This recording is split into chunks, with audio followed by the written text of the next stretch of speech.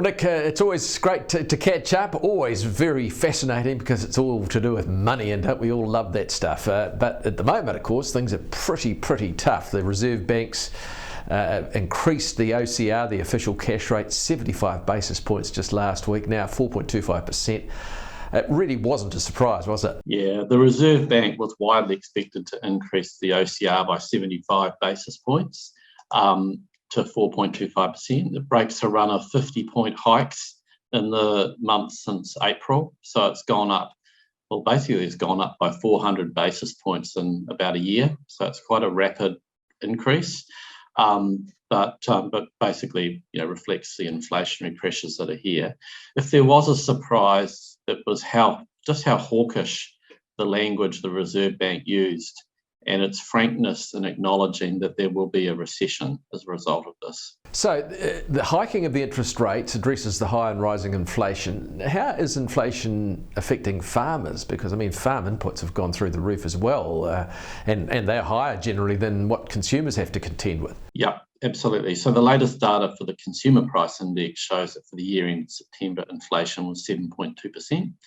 The Reserve Bank's forecast for inflation is it'll rise further to 7.5% in the current December quarter and then stay at that level in the March quarter. And then it will start to fall back to around about 5% by the end of next year, which is still well above the Reserve Bank's 1 to 3% target range, hence the need to stamp on inflation.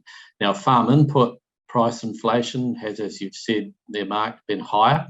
So Statistics New Zealand's Farm Expenses Price Index recorded farm input cost inflation of 15% for the year to September 2022. Looking into that, fuel was up 53%, interest rates up 34%, and fertiliser, lime and seeds up 30%. Most inputs, though, had double-digit percentage increases, showing that on-farm inflation is widespread. The only input to post an annual fall was electricity, which dropped 9%. So, it's pretty hard to gauge, but how high do you think the OCR will go next year? Yeah, so the Reserve Bank's November monetary policy statement, which was released at the same time as the OCR announcement, it had a whole bunch of economic forecasts in it. So it reckons the forecasts suggest a peak rate of around 5.5%. By the middle of next year, and that implies a further 125 points of increases to the OCR. As mentioned before, inflation is forecast to ease back next year to around 5% by the end of the year, and then eventually get back to below 3% around September 2024. So I guess the big question, what does it mean for mortgages? Yeah, so mortgage interest rates have been on the rise since the Reserve Bank began tightening monetary policy late last year. So average residential mortgage rates have risen from about 2.5% for most of last year to more than 6% today, and they could rise to 8% next year.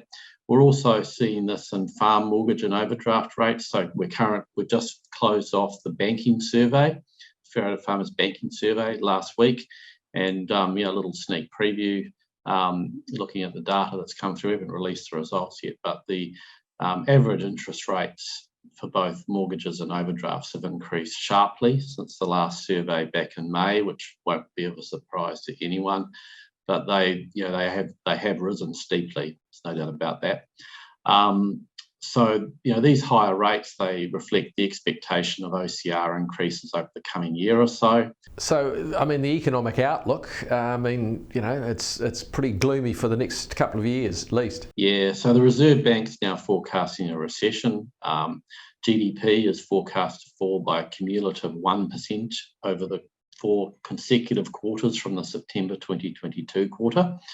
The unemployment rate is forecast to rise throughout 2023 from its current rock bottom of 3.3% to well over 5% in 2024. House prices, they're forecast to drop 19% from their peak at the end of 2021 to the end of 2023. We've seen farm prices ease back as well, fall back, the volumes and as well as the volumes of farm sales. So that'll probably continue into next year as well. It's going to be a tough year.